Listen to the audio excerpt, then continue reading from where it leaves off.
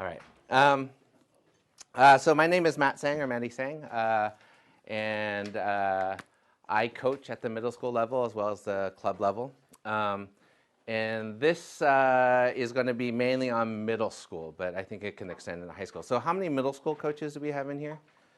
Oh, we got a lot. And then any high school coaches? Okay, great.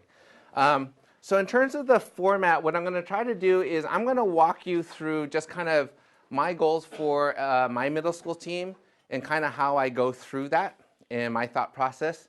And then what I wanted to do is I want to answer as many specific questions as possible. So give you, so the reason why those are up there is just to remind me. And what we'll probably do is I'll speak for maybe 15, 20 minutes, and then we'll pick a couple of these, because there's a lot of people who have coaching experience in this room, and some people who have been doing it longer than me. And so I want to have a little bit of discussion. We'll try to answer some of these questions, both with the group, and I will offer some opinions about it as well. So, so just a little bit about kind of how I came to coach in middle school. I'm a middle school teacher at a public school in Berkeley. It's a pretty diverse school. About half of our kids are on food stamps. Berkeley is kind of in this interesting area where you have people who live in the hills and the flats, and they're all in one school, and it's a wonderful place to teach. And I taught there for quite a while before I started Ultimate. And what happened was I had been coaching for about 10 years, and I had been teaching for about 10 years. So I knew Ultimate really well, and I knew middle school kids really well. And in 2008, I started the Ultimate program, and I walked out on the field, and I first of all sent them out on a lap. And they, just a warm-up lap, like no problem, right? And so they go out and they run the lap, and there's like 3 kids who are on the cross-country team, and they're running so fast, beautiful. And then there's people in the back, like one guy is like tackling this other person, and then there's one other kid chasing a squirrel. And I'm just like, oh my goodness, like what is going on here, right? We set up a really simple drill. I talk about throwing. We set up a drill, and they're standing in line, and there's a kid who had like a big old Gatorade bottle in his pocket, and he's trying to run the drill. And I'm like, how can you run a drill with like 32 ounces of Gatorade in your pocket? Like his pants are falling down when he's doing this. So, and what I found was my first year coaching middle school was incredibly humbling. And I think those of you who have been coaches is even today, like I know when I start my season that I get humbled every time I coach youth. Because it brings out a lot of the things that I'm not good at, and the kids are really good at kind of exposing that. So at the same time, I would say that coaching middle schoolers, I coached the middle schoolers to a loss in the semifinals at the state finals, and that loss ranks up there with coaching Fury in 2010, double game point, winning a world championship. So in terms of me as a coach, the value and what I get out of it, they're equal, even though in those circumstances, they're very, very different.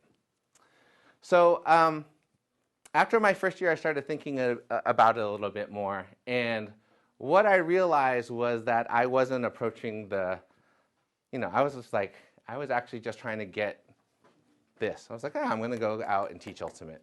And what I realized was that in order to be more effective, I actually needed to not focus on this as much, but actually focus on this a lot more. And so I'm going to talk through a little bit about kind of how I approach a season right now. Okay, so the first thing is about team culture. So, one of the things that, a lot of times we don't think, at the middle school level, we think we're just teaching Ultimate, but you actually, we think we're like, oh, if I just had the great drill to teach this skill, then it's going to be great. And what you actually need to do is teach them how to run a drill, right? Right? They don't know how to stand in line and wait. They don't know what they should be doing. They don't even know how to run a lap. So one of the first things is we happened to be at the high school, and the lacrosse team was running a lap. And we're all sitting there getting ready. And I was like, look at that team. Look how they're warming up. I was like, do they look like a team? They're like, yeah. I was like, when we run, we look like we're in PE, right? And I was like, if we want to be a team, we have to look like a team. And when we show up to a game, I want it to look like that. And so it was as basic as that, as teaching them how to be a team, right? And some of that was how to run a lap. So I was like, first of all, we can't go slow, but we can't go as fast as the cross countries who all want to lead the lap. They always want to go fast. So, I made a certain rule of how far apart they should be and how quickly they should be going. And I had those two people lead it. And I had the fastest and slowest runner be the leaders, and they started running the lap. And so teaching them at the very sort of basic level. One of the things that I noticed that I try to focus, and so under team culture here, one thing I talk about is making good mistakes.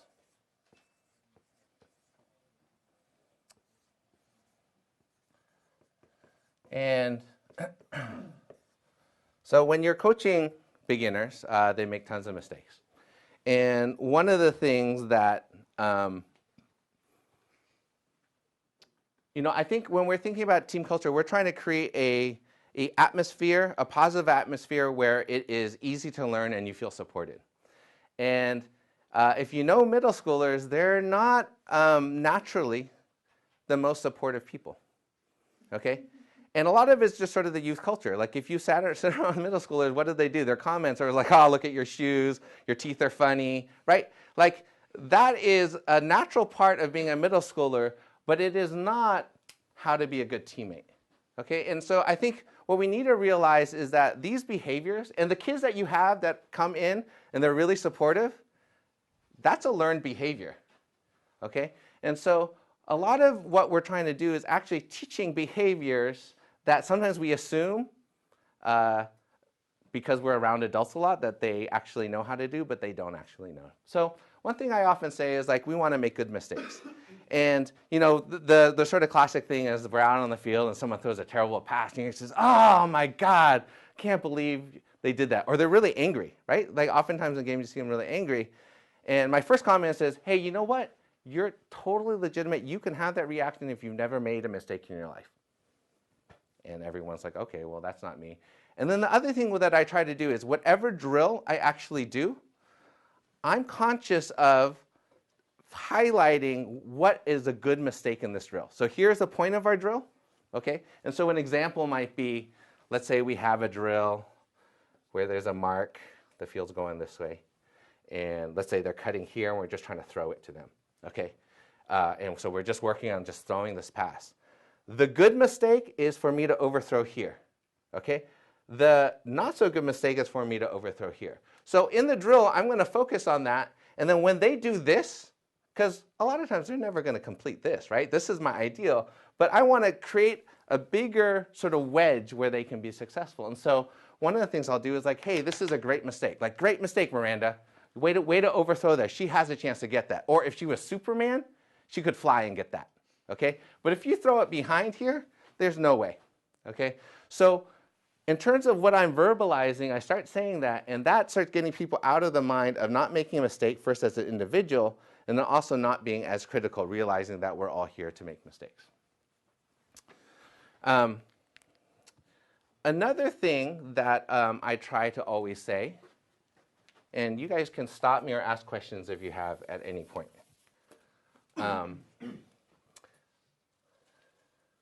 Is I like to say, learn from your teammates.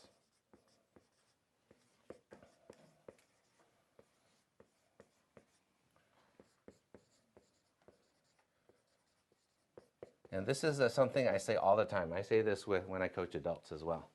But what this started out with my problem, we set up a drill, and I have all these people waiting in a line, and the people in the back invariably never pay attention, right? And it's so frustrating. And then they get up to the front of the line, and they do the drill wrong. And you're like, I can't believe it. I explained it. And my first year, for those of you coach, I have this as a teacher too. I often have these out-of-body experiences where I suddenly see myself, and I'm like, oh man, I'm one of those teachers. Or I'm one of those coaches. And I hear, if you do that one more time, right? Like you start hearing that. And I still do that. I know that's going to happen in a couple of weeks when we start middle school. So it was so frustrating. My first year, I started punishing them by making them run laps. And you know what that did? That just took a lot of time of them running laps. And after my first year, I realized that I couldn't do that anymore. That what I wanted them to do is pay attention during the drill. And me making them run laps was basically, don't pay attention to the drill, go run a lap, come back, don't pay attention to the drill again, right? Like, we do this all the time where we don't address the problem. It's kind of like, oh, I want this Nalgene to drink it. And I was like, hey, you know what? Can you tell Reed to get me this drink? And then it doesn't happen. I'm like frustrated, where actually the problem is getting this drink. So my problem was that people are in a drill not paying attention. And so what I started saying was that we need to learn from our teammates. Okay? And so when you're in the drill, you need to be observing what's happening, and you need to, when somebody is doing something well, you want to emulate that. And when they're making a mistake, you also want to observe that and see if you can solve that mistake in your head. Okay? And so a lot of times in my drills, along with saying the cues for the drill, I'm always saying learn from your teammates. And so that becomes a really easy thing that if I see Pumbaa in the back, I'm like, Pumbaa, we got to learn from our teammates. Okay? That then extends to, in terms of my coaching skill, is that I will stop drills to highlight what has gone well. And usually what we do is we stop and highlight what has gone poorly. Okay? So, I'll be like, stop. That was really great. Did you see how Michael, when he threw that, he overthrew a little bit and she still got that? Like, we want to be more like Mike. Okay? And then boom, and go again. And by always highlighting, as opposed to me stepping into the drill saying, this is how I would like you to do this, by highlighting other people on the team and what they are doing well, you're starting to build this aspect of learning from your teammates and kind of how to be a better teammate in terms of that aspect. Okay. Any questions about that so far? Anyone have the out-of-body experience? Yeah. All right. The other part of, just as a kind of aside in terms of thinking about coaching, I think about coaching as that you are shaping perception. Reality is reality, but it's actually not reality. It's how you perceive things. And so a big part of when I'm thinking about coaching is how I'm creating a perception of what I want and how our team is operating. So another thing I like to do is I like to acknowledge players after practice.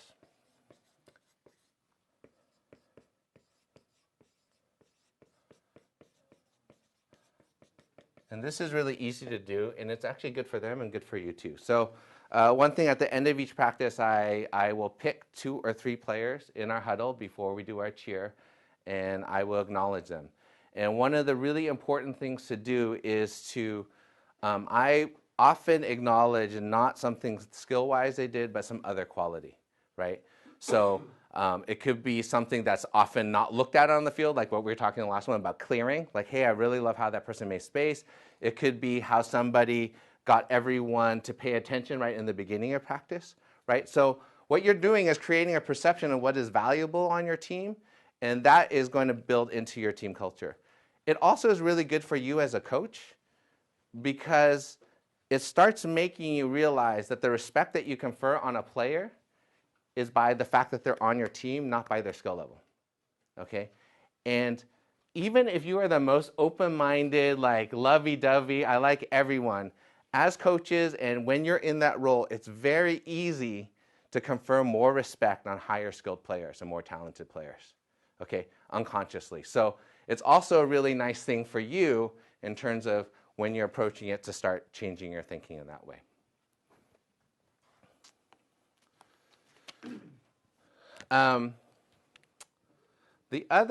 We have a couple more in the sort of the team culture. The other thing that I like to do is what I just call talk it up. So again, we often, when we go out and we run a drill and people are making mistakes, oftentimes there's a lot of comments, right? And so you might want to stop the comments, but actually what would be more productive is actually teaching them what to say. And have you guys ever seen the baseball teams, right? Baseball players, they stand there and like, hey, what's up? They have all these things that they say. And so watching the baseball team, I realized that, they have all these kind of phrases that you talk to the pitcher, you talk to the batter, and it's all real positive, right? And it's actually really fun. And so what we start doing is for all the drills or for some, I always talk about talking it up, and we actually have the phrases that I would like them to be saying during the drill, right? And so there is stuff that I just model, like, hey, good bid, nice try, way to go to. there's those things, but also I kind of depend on them to come up with their own phrases. So for what, and oftentimes, because it's kids, it's really ridiculous, right? So swag was a really big thing. But every time someone went hard to do this, they were like, swag. And I'm like, okay, that's ridiculous. But they love that, right? And by them having that kind of like vocabulary, they learn how to talk it up. And it also builds into team culture of their team identity. And so suddenly, like, there's a whole thing that went along with swag. And they made a whole new acronym with the swag. And so, it's not my favorite word, but it gets to that role of giving them something to say and being productive in terms of how they're talking to each other. What was the acronym? Oh man, I just ignore that stuff. Just as an aside, and this actually, I think I heard, I think Tina Booth, who's over in Amherst, mentioned this. Just as an aside, I think we'll talk about it maybe in terms of structure. A lot of you who coach Ultimate, if you're doing it after school, you've had kids who've been sitting inside like this for 8 hours. And so when they come out, like, there's no way they're going to listen to you. So when you're structuring your practices, you have to realize that that first 15, 20 minutes should be them where they can like kind of be ridiculous. And so I think Tina, and I actually do this a lot, we do the active, dynamic warm-up, but I let them active stretch. And I leave at that point because they're going to talk about all the funny acronyms out of swag. And I'm like, this is ridiculous, right? But it's a time for them to kind of let off steam. They can talk about whatever happened during, and I don't have to hear it. And then when I'm back and we've actually started that part, they know that they should be listening to me the whole time or listening to whoever else. So that's just as an aside. So during when they came up with what swag should mean, I was off setting up cones. And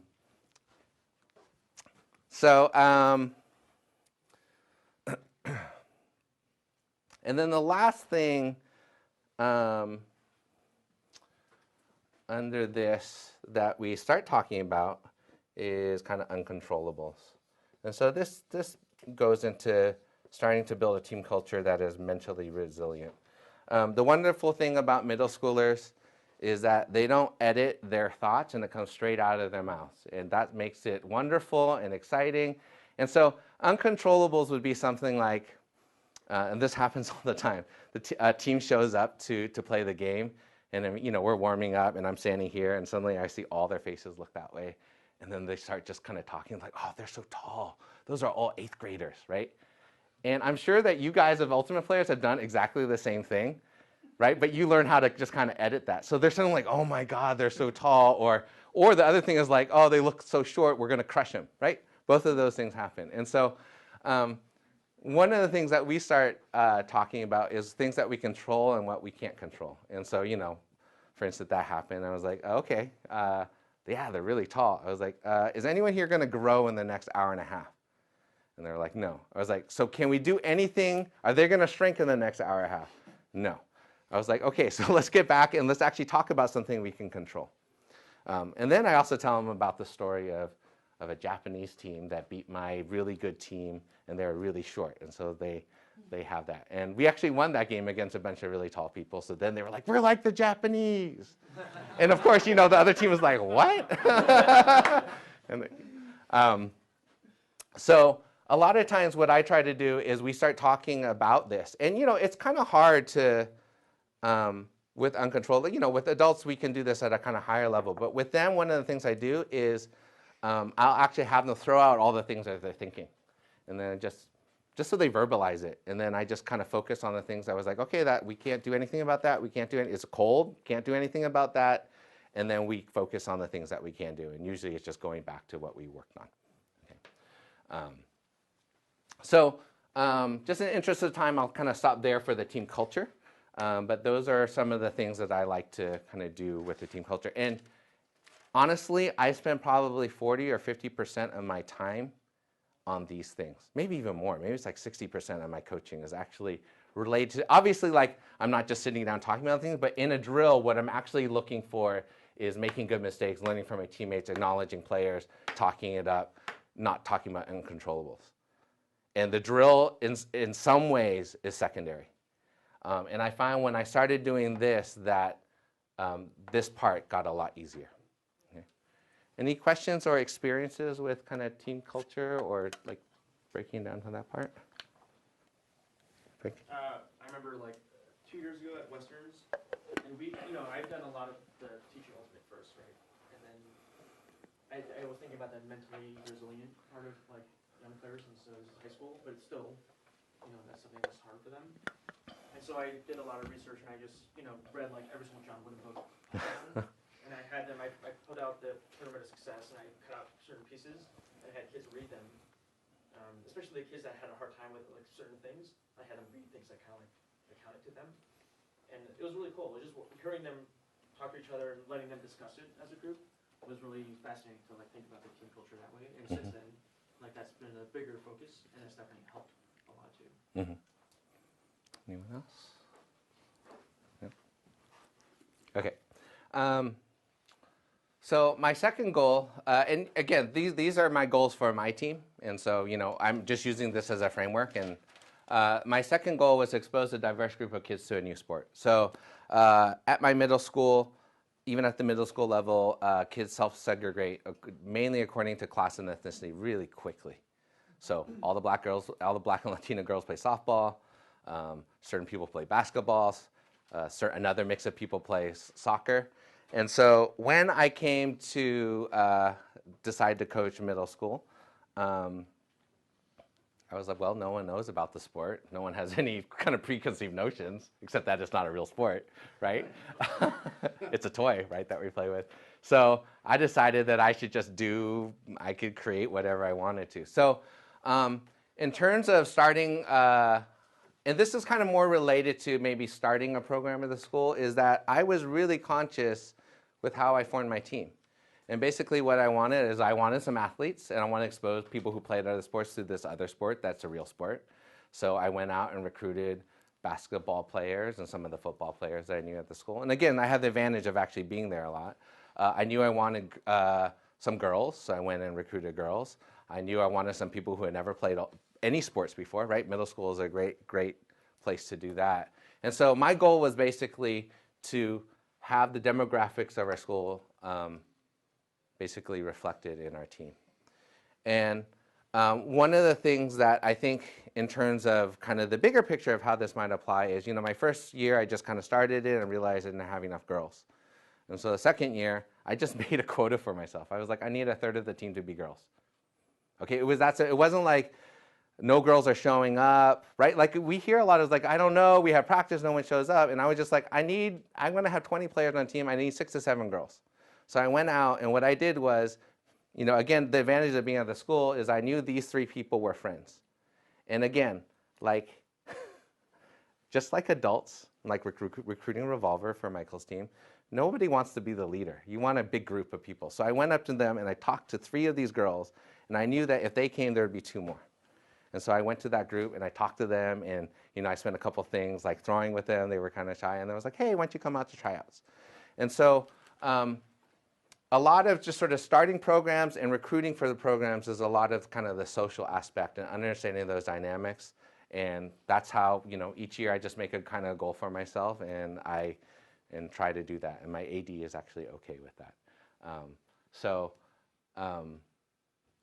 Just kind of leave that at that. And then my last goal is to teach Ultimate. Okay, so that's the third thing, and why probably most people are here is actually how do you teach Ultimate. So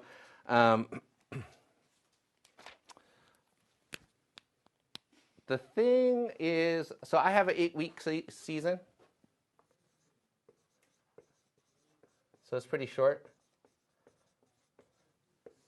And I think the biggest thing that people do is they try to teach too much. So this is what I teach. And I'm going to put more than I actually teach because I feel bad when I write this list. I teach throwing. I teach catching. We're almost done. I'll teach stack. I'm going to just put mirror defense. And then force. Oh, actually, I'll put one more thing. So it looks like I'm awesome. Switch fields.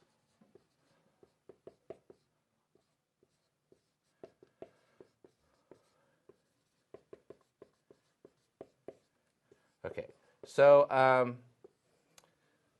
basically if I can get, so throwing and catching obviously as a skill, and if I can get to here with most of my kids, I'm pretty happy.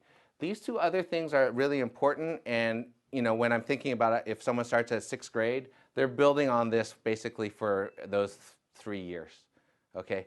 But really what I'm doing in this 8-week is throwing, catching, and stack, and if I week in switching fields. Like those are the main sort of concepts that I would like to do. Do people do you have an opinion about that? Do people teach a lot more, or is that too much, perhaps? No? Okay. How do they respond to force? I mean, and learning that. How hard a concept is that for middle school kids?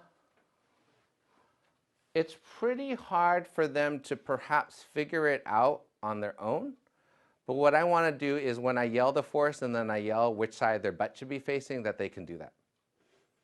Because force is actually really complicated, right? It depends where it is on the field, and suddenly like your butt should be facing one way, and then when the disc moves, it should be somewhere else. So adults don't even get that. They do that wrong all the time, really. So I want them to be able to call a force and know for the most part where they should be facing. So we're relatively successful with that, yeah. Is that just for, is that all players or new players? I mean, do you mix it up with more experienced players?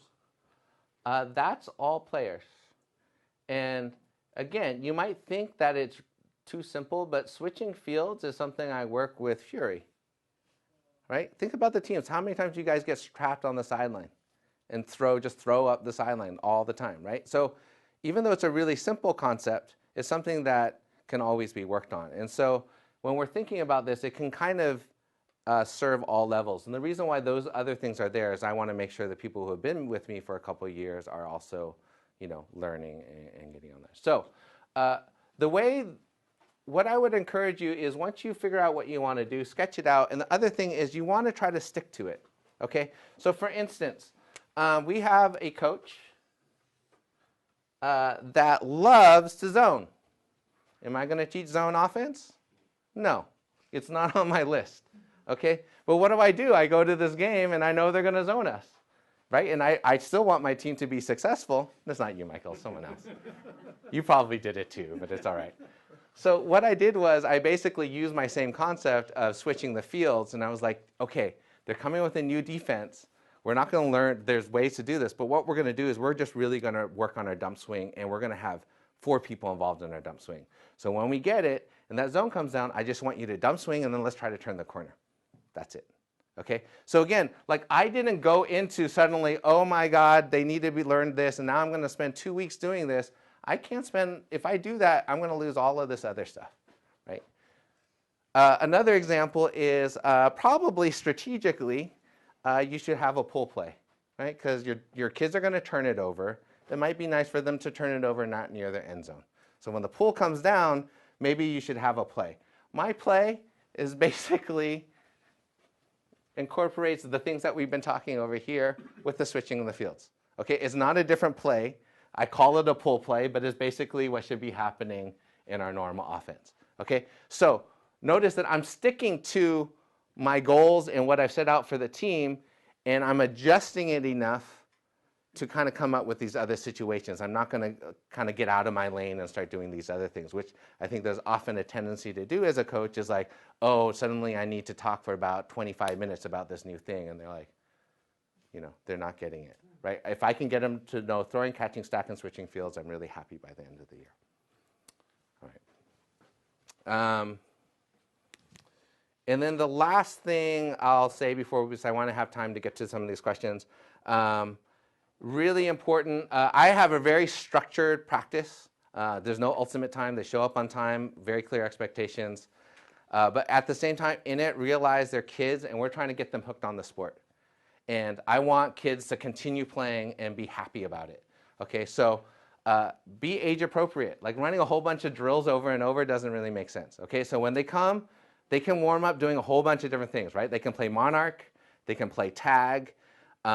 A lot of times the drills that we're doing is just joy of throwing the disc and not actually, it's practicing throwing and catching, but it's not ultimate. Put them in a big box, have them try to complete 4 throws, all with 4-hand grip. Okay, and that's the game, and they can go over there. I also don't limit what throws they can throw, except for air bouncing. But part of the joy of throwing is all the cool things you can do with this. And if they want to throw this, which is not that, oh no, that one could be useful. This one, I don't know what that one is not useful. In a part when we're kind of having free throw, I let them do that. Okay. The only thing that I haven't been able to open my soul up to is air bouncing because I feel like it really messes up their throws. But it's such a cool throw, right? So and I can't actually throw one that well, so I can't really teach it. But you know, like in terms of like limiting that, realize like getting them hooked, they have to have the joy of throwing a toy around, running around and getting it, rolls on the ground, they're diving it. So I build that into my structured, you know, practice, but I build those points in where we're not doing such hard skills, but they're hopefully getting hooked on all those things. And then the last thing, I sub equally from the beginning to the end. I stick to that. To probably a fault, I don't talk about positions. No handlers, no cutters, and I don't play with a dump. And the reason why I do that is because I want them to learn as much as possible. And the weird dynamic is either everyone wants to be a handler because that's somehow a better position, or nobody wants to be a handler because they're scared. I don't want to have that. I noticed when I was coaching in the club level, I would get a lot of players that had been pigeonholed really early, cutters especially, where they would always catch the disc and look back to dump it. And I worked so hard with those upper level players where you can't dump, you have to look upfield, that I decided with my youth that we don't even talk about. And I don't play with the dump because I don't want them to get used to standing behind the disc. And your best thrower is going to stand behind the disc because they want to get the disc every single time I throw it upfield.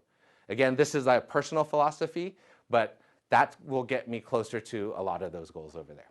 Okay. All right. Any questions about that before we hit some of these? Read. So what do you teach for stack then, if your offense is not quote-unquote normal? So if we have a stack, it's basically if you're in the front of the stack, these are the types of cuts you're doing. So the people in the front of the stack are trying to get it. You know, basically the way I explain it is this: if this is our field and we have a stack, we try to go up one side until we're stopped, and then we go up the other side until we stopped, and then we go down one side until we're stopped. If you're in the front of the stack, you're just trying to get it into this lane so we can attack this lane. If you're in the back, you're trying to get yardage gaining cuts in that lane. And that's kind of how I leave it. You'll notice that some kids will they'll pick it up and they'll start gravitating toward what positions they will. And then I'll just kind of like, not as a whole group, but say, hey, why don't you try doing these cuts? And so I don't talk about handlers and then we don't have a dump. So that's basically what I've done. The first year I did all of those things and it was too much for me. So I just kind of simplified it. How many people on the field you play with? 7-7? A lot of times we will play, we don't have a full field, so we'll play 4-on-4, 5-on-5, 6-on-6. I generally have 20 to 24 on a team. So 5-on-5, it probably makes a lot more sense to just, say that. You run into difficulties if you were to play 7-on-7? Not so much. I feel like your difficulties in general are so many other things that's not the huge sticking point. Okay. The sticking point is so many other things, right? It's kind of ridiculous how many things that go wrong. Any other questions about that? Yes. I was just on that, on Hulu's comment. One of the things that I feel like, especially newer players, since they don't know what to do, it's a lot of standing around and then they're running around players. So having less players just gives them more space. So when they see that, oh my God, there's 20 yards to an end zone, I can actually run without someone just standing in the way, and I'm picking players all the time, which they still know that. But right. Yeah, it makes them feel more comfortable because there's less players. Right. And you have to do more. You can't rely on 6 other people. You have to rely on 3. Yeah, I think small-sided games are probably the most important, and we rarely play 7-on-7 because I want everyone running around and our field isn't that big, so we have a bunch of mini fields. So when we go and play, then we have more players. So, all right.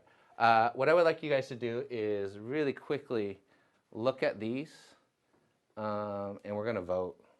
I want to take, let's see, how many? 1, 2, 3, 4, 5, 6, 7, 8, 9, 12, 13, 14, 15. We're going to pick 3 of these.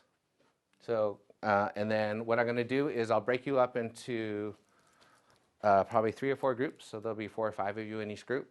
You'll talk for about 5 minutes, and then we'll try to address it as a group. So take a moment to kind of look. I'll let you vote for 2. Does that make sense? How does this work? Voting for 1 makes the most sense? And okay, yeah, we can vote, and then we'll take an order. All right, is everyone ready to vote? Okay. How to get 1 or 2 kids who choose disrespectful not to affect the others? Okay, will someone count for me real quick so we can do? 4, 5, 6, 7, 8, 9. That's like 9. Okay. How to sustain deep pool of consistent coaching given the youth and life stage of many possible coaches? Let me do. Okay. How do you deal with disparity in skill and size? 3, 4, 5. Girls coaching boys. This one. Engaging parents. Getting kids interested. Oh, 2. Okay. Getting kids interested in ultimate over other activities. Recruiting. Okay. This is how to convince kids to share the disc in order to help develop their own team players. What's the number? 4, 5. Ooh, all right. Coaching to win versus coaching to develop skills. I like that one. Always win. Notice winning wasn't on my thing. Okay, nobody? Win. Okay. Should middle school be co-ed or single gender? I would love to talk about that. I'm not trying to influence it. How should I divide time between teaching skills and strategy? Okay. All right. Do we have some clear winners? 9, not winner. Okay. We will try to, during lunch, we can talk. I would love to talk about all of these. So we have 1, 2, and then let's pick one, and this one. Okay. Let's do groups of, you guys will be a group. You guys will be a group, and maybe Murr and Reed, you guys could move over there. Does that make sense? Okay. What do you guys want to talk about? Disparity in skill and size. Okay. You guys are doing disparity in skill size. What about you guys? What do you think you want to do? We do disrespecting. Okay. 2 kids disrespecting. And then our last one was how to make kids share the disc in order to help develop their own team and players. So that's the last group over there. We'll give you about 5 minutes, and then we'll share out. All right. Let's try to bring our attention back up here, and we'll share out with the group. All right, let's go ahead and let's have this group over here. Maybe 1 or 2 people tell us which was your issue, and then kind of summarize what were the things that you kind of came up in terms of solutions. So let's start with this group over here. Sure. All right, Jeff. We were talking about grade disparity in skill and size, and so one of the problems we were seeing is just when you have in a middle school aspect, we'll just look at that. I mean, 6th graders are really just new 5th graders, and 8th graders are just about to be high schoolers. So their sizes are huge, and there is absolutely a problem, or there could be a possible problem of injury because someone's bigger than smaller. The way I do it at some of the Bay Area camps is I almost break it more into skill than into size, and then I have a lower skilled and a higher skilled, and then you get placed based off that. And then with my new middle school team, this older, taller kid who was brand new, was like, why don't I get to play with the old kids? I was like, hold on, let's play this 1 round. And if you feel like you're good to play with the older kids, let me know. And he dropped the disc 5 times, couldn't throw it at all, and he's like, nope, I'm good. This is the field I need to be on right now. All right, sounds great. So I just that, and then we were also talking about just making bigger or better skilled players. They may not get better. They may not be better players, but they can be better leaders. Mm-hmm. They can teach the 8-year-old. And us as older people, it is that Charlie Brown syndrome where it's like wah, and they don't. At some point, they just nope, it's over. So engaging some of those people as your teachers. Yeah, and a 12-year-old might be able to keep their attention longer because they are who they are. Right. Let me ask a question maybe to the larger group. So what do you do for the person on your team who's really, really, really good at Ultimate, and they're kind of with a bunch of beginners all the time, right? And they get a little bit better, and no one ever reaches them. Does anyone have a solution for that? Like, you want to kind of serve their needs too, but there's only 2 of those really good players. What do you do, Reed? I try to kind of make those. I kind of go to those players and try to make them kind of little assistant coaches. Help them realize that they need to help these players develop to help the team develop, and being able to develop those skills are going to help them develop, their personal skills and get them better. So helping them develop kind of other skills other than the quote unquote on-field skills, but they're as leaders, as teachers, as bigger thinkers on the team. Okay, great. Anything else you guys want to add to that? We discussed how small-sided games definitely help you deal with the safety aspects of having differently sized people, especially when you get clusters of people together. The 6-foot-tall dude is going to injure the 4'11" girl much more likely, and so 3-on-3 that avoid that a little bit. Yeah, excellent. One thing I did on Fury, we were talking about basically getting positioning, and so I lined them up from tall to really tall, so no one felt like they're short, and then I joined the tall and made the lines match. And what you'll find is on the teams that have really tall people, they actually don't get position, they just out jump. And so we have a hucking drill where they can't jump, and it's all position, they only can stretch. And those tall people hate that drill. So I kind of went the other way and just kind of like put the smallest and biggest people together. All right, great. Let's see. This group right over here, what was your issue? And then maybe summarize a couple things that you talked about. We were how to get the 1 or 2 kids. Sorry, oh my gosh. Who choose disrespectful behavior not to infect others. Okay, so that, with the disrespectful kids and how to not let them kind of infect the rest of the team. We talked about like pulling them aside as individuals and talking to them one-on-one versus saying like, you're being awful right now in front of everybody. That's not, you're kind of demonstrating that same behavior. But pulling them aside and kind of talking to them and reminding them that this is like a team and a culture and that they need to kind of stick with that. But then there's extreme cases where some kids, maybe they don't want to be there or, for whatever reason.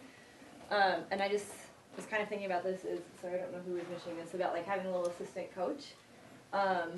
If with those kids who are just pretty awful, like maybe you could explain to them like, hey, if you're, doing a good job at maybe using those like, what did you say, like talking it up and being positive, like at the end I'll let you like choose this drill or the thing that you want to do and maybe make it again turn it more into a positive. So at the beginning they realize like them being respectful throughout practice, they kind of get to see some benefit and get to kind of have some say in what they want to do. Because I think in the end, like those disrespectful kids are sometimes it's because they're telling everybody else like they're doing everything wrong. So maybe give them that chance to use their voice more in a positive way. Mm-hmm. Yeah, and giving them a focus was a good Yeah. thing as well. So that usually they have a lot of energy. So when they get that focus and give them maybe a difficult task, and then at the end also be positive if they manage that well. I think one thing to realize is those behaviors have a reason behind them. They're not just those people, right? And to figure out what is causing that and then how you can redirect that. Like some of my most just like ill, terrible students, they're really charismatic and they've learned how to use that power in a certain way. And if you can switch it, they can be the most wonderful leaders on your team. And so, I think that's a good perspective to have. All right, just in the interest of time, we'll go over to here, present your issue, and then maybe summarize a couple of thoughts. Well, the issue was how to convince kids to share the disc in order to help develop their own team and players, and it relates to the 1 or 2 great players on the team. I guess I'll just start with, I thought there was a couple of really good ideas that Miranda mentioned, which was spontaneous. Hey, let's try a scrimmage with more than 1 disc and just see what happens, because, then one player can't have 2 discs. just push the envelope in terms of thinking. I thought that was really nice. But the other thing that came to mind, I think this was also Miranda's suggestion, but that is just do some drills with no disc at all. and then it enables you to really break down the skill into something that doesn't require a completed throw or something like that. So those were a couple. I think there was a lot of other ideas if you want to chime in. Anyone want to add to that on how getting kids to share the disc? Yeah. Yeah, I think what Maddie was saying about acknowledgments and, oftentimes those kids that aren't sharing the disc don't need to be praised, but we're still tending to praise them because they're the ones throwing the goals or catching the goals, and we just need to make sure that we're acknowledging a diverse array of talents. I think one way to think about some of those is you can incentivize things, right? So it's a natural feedback, like when you catch a disc, like, oh, I got the disc, that's awesome, that's what we're supposed to be doing. So we've created the situation where it's an incentive to actually go get the disc. And so you can create incentives like the team, you get points when let's play a small-sided game, all 4 people touch the disc, you get a point, and you get a point for scoring, right? You can incentivize a game that if during this game, when a pass is going to that side, we have one of the teams actually running to this side, they get a point, right? So realize a lot of the behaviors that we are trying to change, we've actually set up the structure where we're incentivizing that behavior. And so they're just doing what they're supposed to be doing. And that if you kind of flip it a little bit and change your structure or the incentive of the game, then you'll start getting some of those other behaviors. And then once you can get both of those behaviors, then you actually have a complete, sort of skill set or mental set that you want to have. Let me take one more comment from over there, and then we're going to close in the interest of time. You obviously can stay, and I'd be happy to talk with you about other things. But are there any other comments? Okay. Oh, Reed. I mean, going with what we were talking about, sharing the disc is building up roles that are not just throwing. Make it so it's not just it's fine to have you probably end up with teams that have 2 or 3 significantly better throwers, but being able to really positively build up the other people that go into making a play successful, whether that it's the person who made that awesome cut to get 12 yards, or the person who made a cut, didn't get the disc, and then got out of the way quickly so someone else would cut. Really building up those roles and understanding that that person was just as important as the person who threw it. I've had a lot of successful teams where we had a lot of people touch the disc, and then it's just boom, dishy back to that 1 or 2 good throwers. And I've never had a team that had a problem with that because they all feel like they're contributing, because they are contributing in different ways, even if it's just one person who's getting all the yardage with throws. And you can build that into your team culture where you have maybe that's the swag play or that's the swag player, and you can build that in. So again, like that's kind of re-incentivize or creating the value in things that are valuable that we often don't get the direct feedback for. Okay, why don't you guys go to lunch, and I'll stay around if people want to talk about some other stuff.